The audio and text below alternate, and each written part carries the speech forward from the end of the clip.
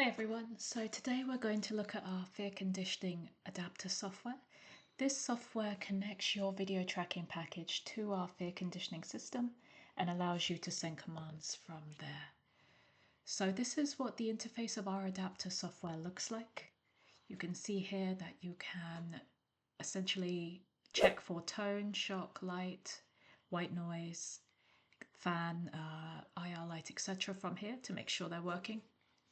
First, I make sure that the COM port is connected. You can see here under the execution log for any commands made, so the comms is connected.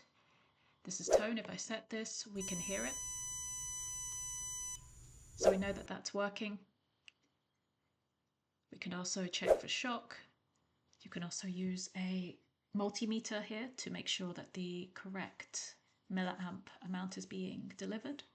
And we can also turn on the IR lights and the fans.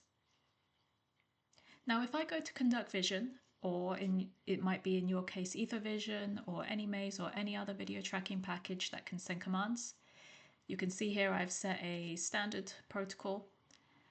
Now, if I add here our connector, so this connects the adapter software to the video tracking package. You can see here, so select controller rather than adapter.